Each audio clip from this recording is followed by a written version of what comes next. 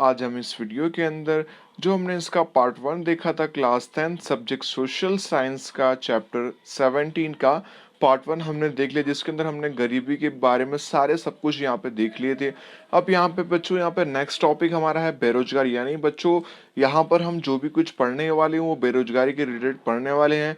बेरोजगारी होने के कारण क्या है, बेरोजगारी को किस तरह कम कर सकते हैं, अथवा तो बेरोजगारी को कम करने के लिए सरकार ने कौन कौन से यहाँ पे प्रावधान किए हैं, साथ ही बेरोजगारी की डेफिनेशन क्या, वो सब कुछ यहाँ पे हम पढ़ने वाले हैं पार्ट 2 के अंदर। तो चलिए बच्चों शुरू करते हैं। भारत की वर्तमान समस्या में से आर्थिक समस्या क्या है, एक बेरोजगारी है। बेरोजगारी के कारण गरीबी उत्पन्न होती है। तो यह समस्या लंबे समय तक की और अर्थतंत्र में गहराई से घर कर चुकी समस्या है। तो बच्चों यहाँ पे सबसे आपको एक चीज ध्यान रखना है, गरीब इंसान कैसे बनता है, जब वो बेरोजगार होगा। बेरोजगार मतलब कि आपके पास कोई धंधा नौकरी नहीं है, आप पूर्ण रूप से बेरोजगार हो, ना कोई भी काम आपके पास नहीं है अपने जीवन को टिकाए रखने के लिए, तो ऐसे इंसान को बेरोजगार कहा जाता है।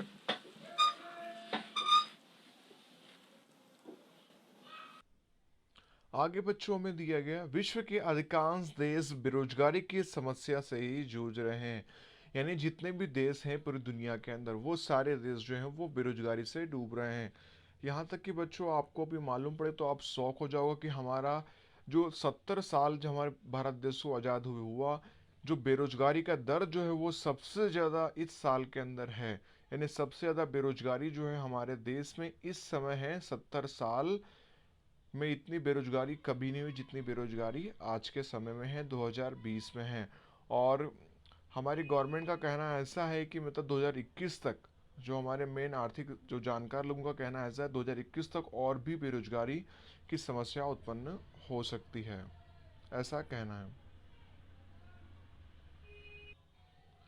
उसके बाद बच्चों आगे हमें दिया गया बेरोजगारी का अर्थ, वह वयस्क व्यक्ति जिसकी उम्र 15 से 60 साल के बीच हो, जो बाजार में प्रवर्तमान दर पर कार्य करने की इच्छा और वृत्ति रखता हो, तो कार्य करने की योग्य शक्ति एवं योग्यता रखता हो, काम की खोज में होने पर भी वो काम प्राप्त ना कर सके अथवा तो काम प्राप्त करने में असमर्थ हो तो वह व्यक्ति बेरोजगार कहलाता है, बेकार कहलाता है। यानी बच्चों ऐसा मतलब इस उम्र का व्यक्ति, यानी उम्र कितनी होनी चाहिए, 15 से लेकर 60 साल तक की उम्र की उसका मतलब एज होनी चाहिए व्यक्ति की। साथ ही आदमी जो हो, जो वयस्क जो इंसान जो हो, वो काम करने के लिए उसके पास योग्य शक्ति एवं योग्यता भी हो, काम करने के ढूंढने के पश्चात उसे काम ना मिल पा रहा अथवा तो वो काम पाने में असमर्थ हो, ठीक है, तो ऐसे व्यक्ति को बेरोजगार अथवा तो बेकार कहा जाता है। ऐसी सामूहिक परिस्थितियां बेरोजगारी कहलाती हैं। ऐसी बेकारी अनिवार्य रूप से भोगते हैं, बेकारी मतलब भोगते हैं, जो इसे इच्छा तो के विरुद्ध या अनैच्छिक बेकारी भी कहा जाता है। यदि कोई व्यक्ति प्रवर्तमान बाजार के वेतन के दर से अधिक वेतन मांगे, जिसमें 15 से 60 साल के वर्ष तक के बीच के वय समूह जिनका समावेश नहीं होता, जैसे अपंग, अशक्त, रोगिष्ठ एवं बुद्ध, आलसी और गृहिणी, जो शक्ति होने पर भी काम करने की वृत्ति तैयार ना रखते हो, तो ऐसे व्यक्ति को बेरोजगार नहीं माना जाएगा। यानी कि जो इंसान जो गृहिणी हो, आलसी हो, वृद्ध हो, रोगिष्ठ हो, ठीक है, उनके पास अगर शक्ति है काम करने की फिर भी वो काम ना करते हो, तो ऐसे लोगों को बेरोजगार नहीं कहा जाएगा, निकम्मा कहा जाएगा। आगे बच्चों यहाँ पे ये बेरोजगारी के मुख्य स्वरूप कौन कौन से होते हैं, तो यहाँ पे हम देखने वाले हैं भारत के अर्थतंत्र में बेरोजगारी के निम्नलिखित स्वरूप यहाँ पे दिए हैं। पहला यहाँ पे दिए गए ऋतुगत बेरोजगारी। तो पढ़ते हैं बच्चों, भारतीय कृषि क्षेत्र में सिंचाई की अपर्याप्त सुविधा, वर्षा की अनियमितता और वैकल्पिक रोजगारी के अवसरों के अभाव में 3 से 5 मास बेरोजगार रहना पड़ता है किसानों को। और ऋतु या अथवा तो मौसमी बेरोजगारी भी कहा जाता है, जैसे कि किसान के लोग बारिश के समय काम नहीं कर पाते हैं। दूसरा आप कह सकते हो बच्चों, जो कड़िया काम वगैरह करते हैं, कड़िया काम वगैरह बारिश के समय उनका काम जो होता है वो बंद हो जाता है, क्योंकि बारिश ज़्यादा होती है, जिस वजह से वो काम नहीं कर पाते हैं। तो ऋतुगत बेरोजगारी, यानी ऋतु के समय में उनके पास बेरोजगारी आती हो, तो ऐसे बेरोजगारी को ऋतुगत बेरोजगारी कहा जाता है। नंबर 2 हमें यहाँ पे दिए गए घर्षण जन्य बेरोजगारी, पुरानी तकनीक के स्थान पर कई नई तकनीक आए तब कुछ समय के लिए श्रमिक बेरोजगार बनता है, तो उसे घर्षण जन्य बेरोजगारी कहा जाता है। अब घर्षण जन्य मतलब क्या, किसी चीज का घिसाव होना। तो यहाँ पे क्या, जैसे कुछ नई टेक्निक वगैरह हमारे हिंदुस्तान के अंदर आई, तो वहाँ पे स्टार्टिंग में कुछ लोग जो होते हैं वो बेरोजगार हो जाते हैं। जैसे कि एम्ब्रॉयडरी मशीन, पहले लोग खुद से हाथ से काम करते, तो अभी क्या वो मशीन ही सारा काम करती है। तो वहाँ पर क्या होता है, जो लोग बेरोजगार हो जाते हैं, तो कुछ समय के लिए जो लोग बेरोजगार होते हैं, ऐसे बेरोजगारी को घर्षण जन्य बेरोजगारी कहा जाता है। नंबर 3, ढांचागत बेरोजगारी। भारतीय अर्थतंत्र पिछड़ा और रूढ़िचुस्त है। सामाजिक पिछड़ापन, परंपरागत रूढ़ियां रिवाज, निरक्षरता एवं ढांचागत सुविधा का अभाव आदि के कारणों से ढांचागत बेरोजगारी पाई जाती है। मतलब कि हमेशा देखने मिलती है, जैसे जो पिछड़े जो लोग हैं, रूढ़िचुस्त जो लोग हैं, तो ऐसे लोगों को रोजगार भी देता नहीं है। और निरक्षरता यानी उनके अंदर शिक्षा के अभाव होने के कारण ऐसे जो बेरोजगारी होती है उसे ढांचागत बेरोजगारी कहा जाता है, और ये हर साल देखने को मिलती है, इसलिए इसे ढांचागत बेरोजगारी कहा जाता है। नंबर 4, प्रच्छन्न या छिपी बेरोजगारी। किसी भी काम धंधे या अन्य व्यावसायिक प्रवृत्ति में आवश्यकता से अधिक श्रमिक लगे, यानी कि ऐसा कोई काम जिसमें 4 व्यक्ति काम करते हों, लेकिन उसमें कुल 8 से 10 व्यक्ति काम कर रहे हो उसी काम को जो 4 व्यक्ति कर सकते हैं। तो इसके अतिरिक्त श्रमों को उत्पादन कार्य में लगा देने से, यानी जो कार्य में लगा जो लगान जो था पैसा देने से कुल उत्पादन पर कोई प्रभाव ना होता हो, तो इसके अतिरिक्त श्रमिकों को प्रच्छन्न अथवा तो छिपी बेरोजगारी कहा जाता है। यानी 4 की जगह एक्स्ट्रा मजदूर काम कर रहे हो जिस पर उत्पादन पर कोई भी प्रभाव ना पड़ता हो, यानी जितने 4 आदमी प्रोडक्शन करते हैं, उत्पादन करते हैं, उतने ही 10 आदमी कर रहे हो, तो ऐसे बेरोजगारी को छिपी बेरोजगारी कहा जाता है। इसमें मालिक का नुकसान होता है।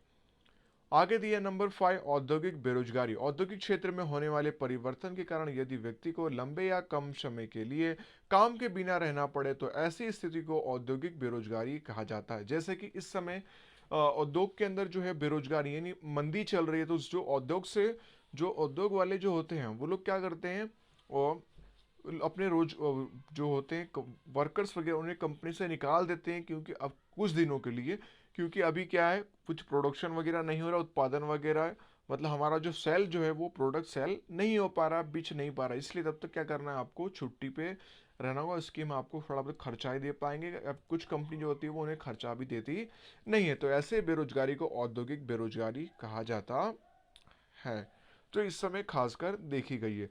उसके बाद नंबर 6 दिया है शिक्षित बेरोजगारी। कम से कम माध्यमिक शिक्षा प्राप्त की हो, यदि व्यक्ति बेरोजगार हो तो उसे शिक्षित बेरोजगार कहा जाता है। यानी बच्चों, माध्यमिक शिक्षा यानी किसी इंसान ने 10 तक पढ़ाई की हो, यदि वो बेरोजगार है तो ऐसे बेरोजगार को शिक्षित बेरोजगार कहा जाता है। नंबर आगे बच्चों, हमारा नेक्स्ट टॉपिक यहाँ पे दिया हुआ है भारत में बेरोजगारी का प्रमाण, वो क्या उसके बारे में यहाँ पे हम पढ़ने वाले हैं। तो चलिए देखते हैं। भारत में राज्यों के अनुसार बेरोजगारी की मात्रा जो है वो अलग अलग है। रोजगार विनिमय केंद्रों में रोजगार इच्छुक के नाम दर्ज करवाने में उदासीनता के कारण, यानी उनमें आलसपन कारण उनकी निश्चित मात्रा जो है वो अंदाजा निकालना मुश्किल है। फिर भी भारत के सरकार श्रम और रोजगार मंत्रालय के द्वारा नेशनल सैंपल सर्वे यानी एनएसएस जो क्या करता है, कितने लोग बेरोजगार, उसका क्या करते हैं वहां पे वो लोग मतलब जांच करते हैं, के आधार पर भारत में बेरोजगारी की व्यापकता की जानकारी मिलती है एनएसएस। तो बच्चों ये ध्यान रखना है, एनएसएस क्या है, तो नेशनल सैंपल सर्वे जो क्या करता है, भारत में कितने लोग बेरोजगार हैं उसका सैंपल यहाँ पे तैयार करते हैं, मतलब यहाँ पे कितने लोग बेरोजगार हैं उसकी यहाँ पे गणना करते हैं।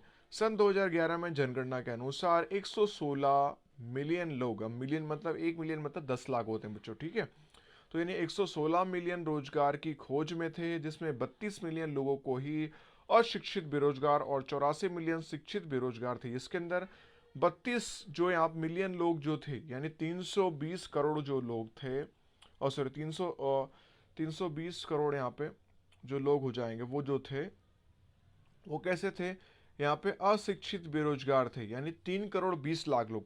हाँ स्टूडेंट, 3 करोड़ 20 लाख लोग जो थे वो पढ़े लिखे नहीं थे, ऐसे बेरोजगार थे। साथ में जो 84 है जो यहाँ पे मिलियन जो लोग थे, यानी 8 करोड़ 40 लाख जो लोग थे वो शिक्षित यानी पढ़े लिखे रोजगार बेरोजगार थे। जिसमें 15 से 24 वर्ष की थी उम्र थी। लगभग 4.70 करोड़ लोग बेरोजगार थे कुल मिलाने पर। उसके बाद लेबर ब्यूरो सर्वे के अनुसार भारत में 2013-14 में बेरोजगारी की दर की जो थी वो 5.4% हो गई थी और पाई गई थी, जबकि गुजरात में प्रति हजार यानी 12 व्यक्ति 1.2% लोग बेरोजगार थे। यानी प्रति हजार यानी 1,000 के अंदर 1.2% जो लोग थे वो बेरोजगार थे, यानी कम से कम कह सकते हैं 1,000 में 2 व्यक्ति, मतलब 20 व्यक्ति। ठीक है, मतलब 12 व्यक्ति बच्चे होंगे। ठीक है, उसके बाद आगे दिया भारत में 2009 और 10 के बीच में प्रति हजार शहरों में, साथ ही भारत में 2009 और 2010 में प्रति हजार शहरों शहरी क्षेत्रों में 34 व्यक्ति यानी 3.4% व्यक्ति जो थे, जबकि ग्रामीण क्षेत्रों में 16 व्यक्ति में 1.6% लोग जो थे वो बेरोजगार थे। शिक्षित बेरोजगारों का अनुपात जो है वो शहरों में अधिक था, जबकि 2013 में स्त्रियों की बेरोजगारी दर जो थी वो 7.7% थी, यानी 100 में कह सकते हो आप 8 लोग बेरोजगार थे। भारत में सिक्किम, केरल, पश्चिम बंगाल, उत्तर प्रदेश, छत्तीसगढ़, जम्मू कश्मीर, त्रिपुरा जैसे राज्यों में बेरोजगारी का अनुपात अधिक ऊंचा पाया गया है, जबकि हिमाचल प्रदेश, हरियाणा, कर्नाटक, चंडीगढ़, गुजरात में बेरोजगारी का अनुपात क्रमशः नीचा होता रहा है। साथ ही गुजरात में रोजगारी के क्षेत्र में अच्छी और उल्लेखनीय परिस्थितियां हैं, क्योंकि यहाँ पर बहुत सारे उद्योग जो हैं गुजरात के अंदर अवेलेबल हैं। आगे देखते हैं बच्चों, यहाँ पे आगे हमें दिया गया भारत में एक अनुमान के अनुसार उच्च शैक्षणिक योग्यता वाले 15% लोग जो है वो युवा हैं।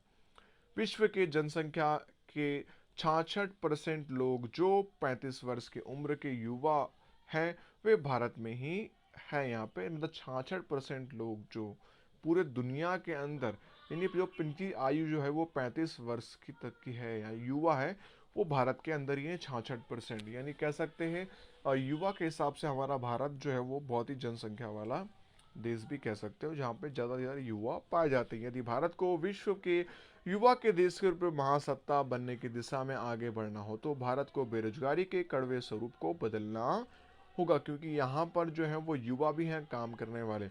भारत में बेरोजगारी की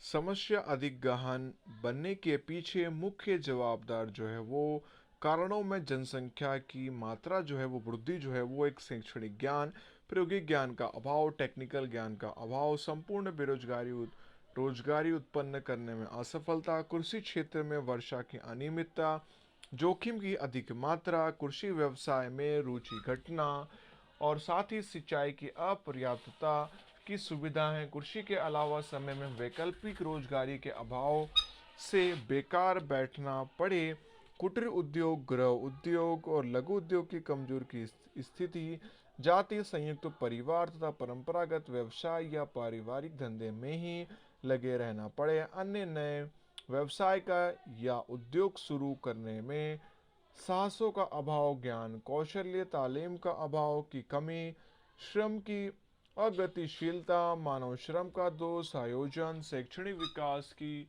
धीमी दर और बचत वृत्ति की नीची दर, जिसमें पूंजी सर्जन में कमी, मतलब पूंजी खर्च करने में कमी, परिणाम स्वरूप नए धंधे उद्योग में निवेश के अभाव से शुरू ना हो सकने जैसे अनेक कारण हैं बेरोजगारी के। तो यहाँ पे हमने देखा कि सबसे कौन कौन जिम्मेदार जो यहाँ पे हैं बेरोजगारी के लिए, वो सारे हमने यहाँ पे देखे।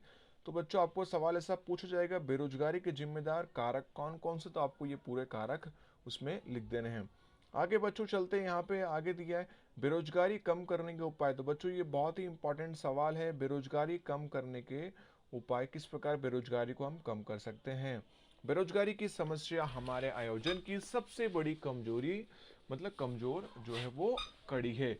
गरीबी और बेरोजगारी दोनों सहन बहन है, यानी गरीबी और बेरोजगारी दोनों एक सगी कैसी है, बहनें हैं, दोनों के बीच सहसंबंध है। गरीबी का मुख्य कारण जो है वो क्या है, बेरोजगारी है। इस चुनौती के स्वरूप में समस्या का प्रभाव युवा शिक्षित वर्ग जो है वो विशेष है, जैसे कि उनकी शिक्षा में रुचि में कमी होना, सामाजिक और मानसिक परिस्थितियां पर विपरीत प्रभाव पड़ता है।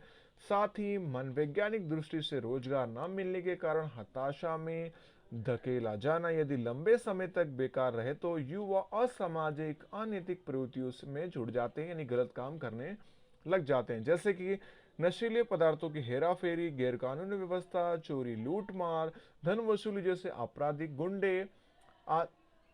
आपराधिक कृत्य करने को प्रेरित हो जाते हैं, जिससे सामाजिक और आर्थिक असमानता में वृद्धि होती है। वर्ग वेद में सर्जन, जीवन स्तर गिरना एवं बेकार के साथ मूल्य वृद्धि जुड़ने से गरीबी की और बेकारी परिवारों की स्थिति अधिक कमजोर और दयनीय बनना वे नशीले पदार्थ या अन्य व्यवसायों की तरफ जुड़ते हैं। इस प्रकार बेरोजगारी के प्रभाव से व्यक्ति, परिवार तथा अर्थतंत्र पर और सामाजिक दृष्टि से घातक सिद्ध हुए हैं। बेरोजगारी घटाने की सरकार की योजना और कार्यक्रमों का हमने आगे गरीबी निवारण के कार्यक्रम में अध्ययन भी किया है। उसके बाद हमें दिया और फिर से स्मरण करना चाहिए। इसके अलावा सरकार के द्वारा किए गए कुछ सरकारक निम्नानुसार है बेरोजगारी घटाने कम करने के लिए। तो नंबर 1, भारत में तीव्र आर्थिक वृद्धि दर जो है वो 10% जितना ऊंचा लक्ष्य रखकर सिद्ध करने का सर्वग्राही कदम उठाया। सार्वजनिक और निजी क्षेत्र में पूंजी निवेश की मात्रा बढ़ाना और रोजगार के अवसरों में वृद्धि करना। अर्थतंत्र में कृषि सहित छोटे एवं गृह उद्योगों, कुटीर उद्योगों सहित सभी विभागों में प्रदेशों में तीव्र संतुलित विकास सिद्ध करने के लिए रोजगार के नए क्षेत्र खोलने चाहिए। सरकार ने रोजगारी बढ़ाने के लिए अनेक योजना का आर्थिक सहायता ली, जिसमें शिक्षण प्रशिक्षण के केंद्र भी सरकार ने शुरू किए। नंबर 2, श्रम प्रधान उत्पादन पद्धति पर आधारित उपभोक्ता वस्तुओं का उत्पादन करने की इकाइयों, छोटे एवं जो लघु उद्योग हैं, ग्रामों यानी ग्राम के जो उद्योग हैं, हस्त बुनियाई कारीगर से संतुलित हुनर उद्योग का विकास पर बल दिया। इसके लिए योजना में प्रोत्साहन नीति भी लागू की। नंबर 3 बच्चों में दिया गया है, ग्रामीण क्षेत्रों में कृषि के अलावा समय में बेरोजगारी घटाने के लिए खेतों में एक से अधिक बार फसल ले सके, यानी कह सकते हैं सघन खेती, ऐसी पद्धति विकसित करनी, नई जमीन जुताई के अधीन लानी, प्रत्येक खेत को पानी और बिजली की सुविधा उपलब्ध कराना, जैसे छोटी बड़ी सिंचाई योजना, डैम, चेक डैम, जलाशयों, नहरों, ट्यूबवेलों, बांध एवं सड़क निर्माण की प्रवृत्ति, कृषि में संलग्न प्रवृत्तियां जिसमें मुर्गा, बतख, मत्स्य पालन, डेयरी उद्योग, वनीकरण कार्यक्रमों के द्वारा ग्रामीण क्षेत्रों में कम पूंजी निवेश से अधिक लोग को रोजगार उपलब्ध कराई जा सकती है। इसके अलावा रोजगार लक्ष्य आयोजन होना चाहिए।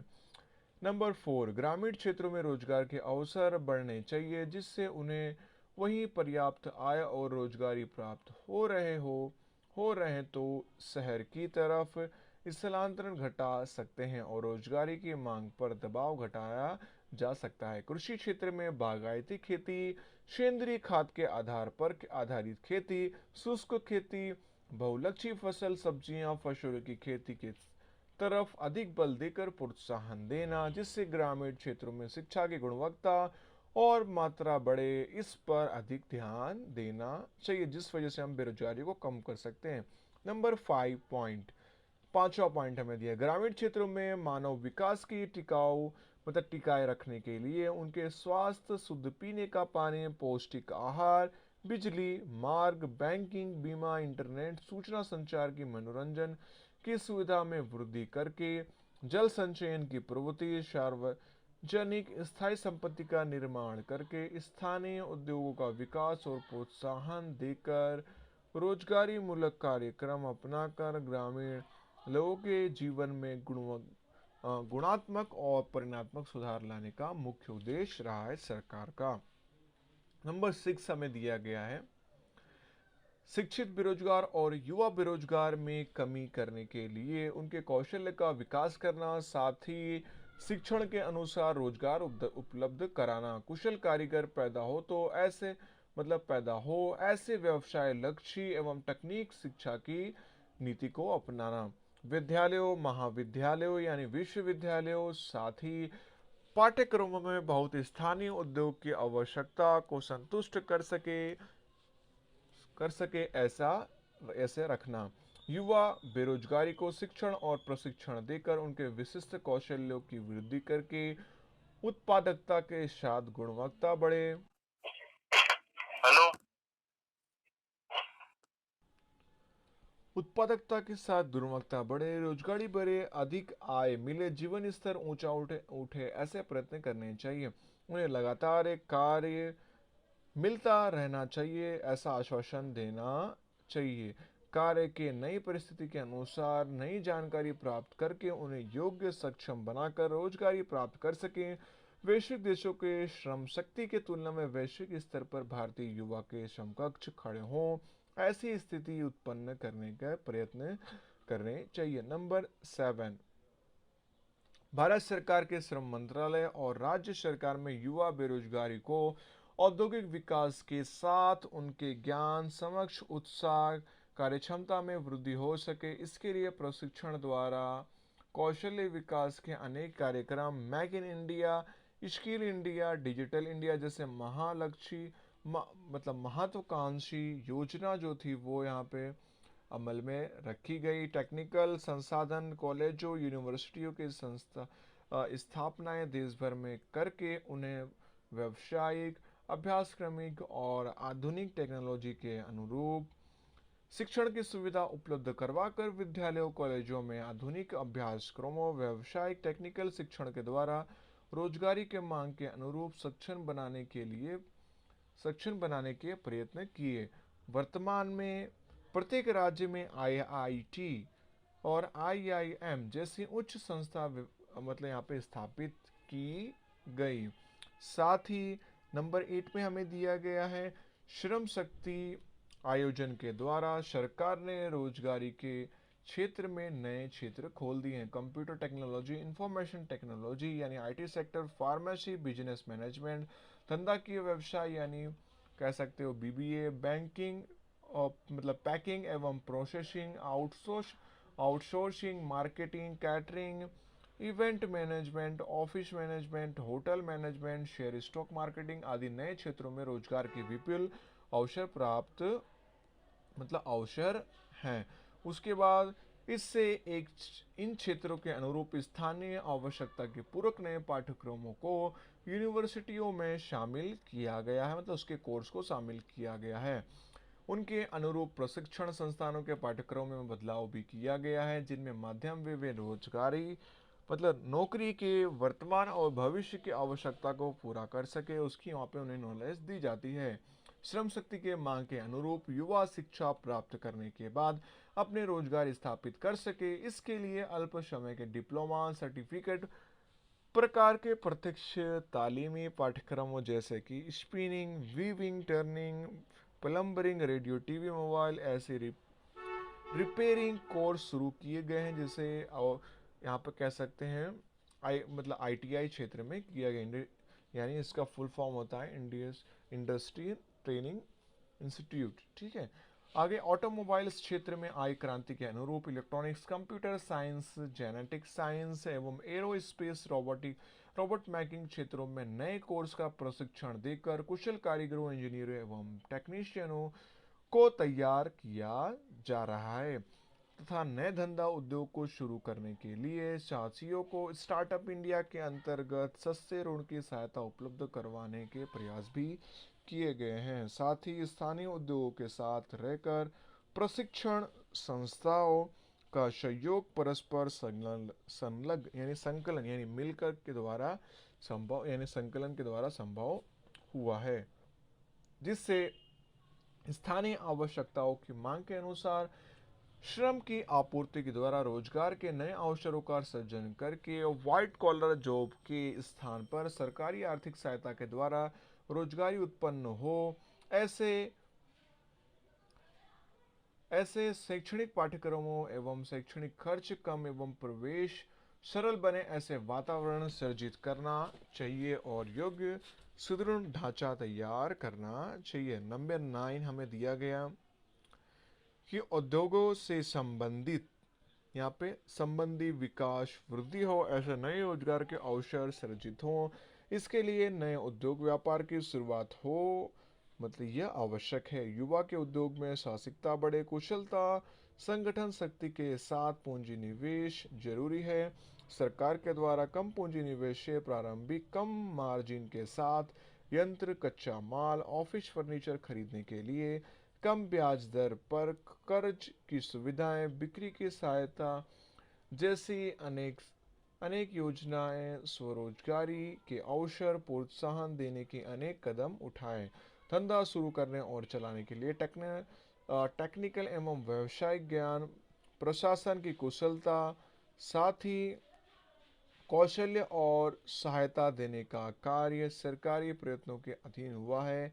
बैंकों, वित्तीय संस्थानों के द्वारा आर्थिक सहायता, सस्ती सरल लोन की सुविधा, स्थानीय व्यापारी संगठन के सेवाभावी संस्था के प्रयास से महिलाओं के लिए गृह उद्योग स्थापित कर रहे हैं, उन्हें रोजगारी प्रदान की जा रही है। इस प्रकार परंपरागत व्यवसायों में से बाहर निकलकर परिवार के सदस्यों की नई पीढ़ी तैयार हुई है, जिन्होंने नए नए व्यापार धंधे, औद्योगिक क्षेत्र की क्षितिजों का यहाँ पे विस्तार भी किया है। नंबर 10 हमें दिया गया है, रोजगार रोजगार विनिमय केंद्र रोजगार खोजने वाले व्यक्ति, श्रमिकों, मजदूरों, शिक्षित, कुशल, अर्ध कुशल युवाओं को काम देने वाले मालिकों को जोड़ने की कड़ी रूप कार्य किए गए हैं। मतलब इस रोजगार विनिमय केंद्र के अंतर्गत यह संस्था शिक्षित बेरोजगारों को, यानी शिक्षित जो पढ़े लिखे जो बेरोजगार हैं उनको नामांकित दर्ज करके यानी नाम लिखकर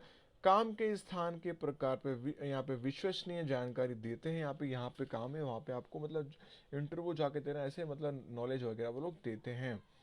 साथ ही कार्य क्षेत्र प्रश्न करने का मार्गदर्शन देता है। यह केंद्र रोजगार कारगिर्दी जैसे मैगजीन और सामयिक के द्वारा रोजगार की पर्याप्त जानकारी देता है। यानी किसके द्वारा? रोजगार कारगिर्दी ने पेपर कह सकते हैं, मैगजीन एवं सामयिक जो रोजगार जो होते हैं वो पेपर वगैरह उसके अंदर मतलब जानकारी देते हैं, जिससे लोग अपनी मतलब जॉब ढूंढ सकते हैं। मॉडल कैरियर सेंटर के द्वारा हेल्पलाइन नंबर 1800-425-1514 के द्वारा लोगों को आवश्यक जानकारी, स्कीम, प्रोग्राम, रोजगार मेला आयोजन करने की मुफ्त सेवा देता है। दिसंबर 2015 तक देश में 947 रोजगार विनिमय केंद्र थे, जिसमें दिसंबर 2013 में 4 लाख मतलब 468.23 लाख बेरोजगार देश में और गुजरात में 8.3 लाख लोग बेरोजगार दर्ज किए गए हैं इसके अंतर्गत। उसके बाद अगला टॉपिक बच्चों हमारा आता है यहाँ पे विश्व श्रम बाजार। विश्व के देश अपने श्रम का आदान प्रदान करते हैं, जिसे विश्व श्रम बाजार कहा जाता है। यानी मान लीजिए हमारे देश में कुछ कुशल लोग हैं, तो बाहर की जो कंट्रीज जो है उन कुशल लोगों को अच्छी सैलरी पे अपने देश में बुलाती है काम करने के लिए। तो ऐसे श्रमिकों का आदान प्रदान करना उसे श्रम बाजार कहा जाता है। अंतर्राष्ट्रीय स्तर पर श्रमिकों का एक दूसरे के देश में स्थानांतरण रोजगारी के लिए, व्यापार धंधा, प्रशिक्षण या उच्च अध्ययन के लिए होता है। इसे श्रम की अंतर्राष्ट्रीय गतिशीलता कहते हैं। यानी कोई इंसान जो है वो धंधा व्यापार करने के लिए अथवा तो प्रशिक्षण या शिक्षा तालीम करने के लिए अथवा तो अपनी ऊंची डिग्री पीएचडी करने के लिए या एक्स्ट्रा जानकारी के लिए दूसरे देश में जाके पढ़ाई करते हैं, रोजगार करते हैं, कुछ भी करते हैं श्रमिक लोग, तो उसे ऐसे श्रम को अंतर्राष्ट्रीय गतिशीलता कहते हैं। शैक्षणिक ज्ञान, उच्च तकनीक का ज्ञान एवं कौशल्य प्राप्ति हेतु विदेशी मतलब यहाँ पे विदेशी अधिक आय एवं अधिक सुविधा और अधिक अच्छी नौकरी की खोज में बुद्धि धन का बहिर्गमन एवं ब्रेन ड्रेन यानी ब्रेन ड्रेन अंतर्राष्ट्रीय स्थलांतरण है। साथ ही सामाजिक स्थिति में बढ़ने वाला यह विदेश आगमन जो है वो अब अधिक ध्यान यहाँ पे कह सकते हैं ध्यान आकर्षक रूप में प्रचलित है। बच्चों यहाँ पे जब संधि विच्छेद करोगे आप ध्यान आकर्षक, यानी इसका मतलब होगा ध्यान आकर्षक रूप से प्रचलित हुआ है। बुद्धिशाली एवं प्रभावशाली व्यक्ति, प्रशिक्षण प्राप्त कुशल और दक्ष कारीगर का अन्य देशों में स्थानांतरण होने या वहीं स्थायी रूप से बसने की संभावना के कारण हमारे देश में प्रतिभावान, टेक्नोलॉजी ज्ञान संपन्न, वैज्ञानिक विचार वाले तेजस्वी प्रतिभाओं में कमी पाई जाती है। वैश्वीकरण और उदारीकरण के कारण अर्थव्यवस्था में कई स्थितियां का सर्जन हुआ, जिसमें अत्याधुनिक कुशल और सूचना तकनीक यानी आईटी, इंफॉर्मेशन टेक्नोलॉजी, संचार टेक्नोलॉजी, बायोटेक्नोलॉजी, कंप्यूटर, चिकित्सक के क्षेत्र में ज्ञान एवं कौशल्य प्राप्त करने की मांग जो है वो बढ़ी है। अनेक देशों में साथ ही ऐसे विशिष्ट शैक्षणिक योग्यता वाले एवं कुशल प्राप्त लोगों की प्रशिक्षण प्राप्त कुशल श्रमिकों की विशेषज्ञों की भर्ती करते हैं। उन्हें आकर्षित करने के लिए लुभावनी युक्ति प्रयुक्ति के तरीके अपनाए जाते हैं। साथ ही औद्योगिक इकाइयां प्रतिस्पर्धा में टिके रहने के लिए स्वयं को आवश्यक हो ऐसे अनिवार्य योग्यता यानी ऐसा हुनरबाज ज्ञान कौशल्य प्राप्त कर कर्मचारी को उच्च प्रशिक्षण देने के लिए विदेश में प्रशिक्षणार्थी के रूप में भेजते हैं, यानी ट्रेनिंग के तौर पे भेजते हैं, जो अंतर्राष्ट्रीय स्थलांतरण का एक भाग है। इस प्रकार विदेश में नौकरी धंधे के लिए जाने में देश में विदेश मुद्रा जो होती है वो आय प्राप्त होती है। इस प्रकार विदेशी धन देश में आने से विदेशी कमाई से देश में विदेशी चलन या मुद्रा की समस्या कुछ अंशों तक यहाँ पे क्या हो जाती, कम हो जाती है।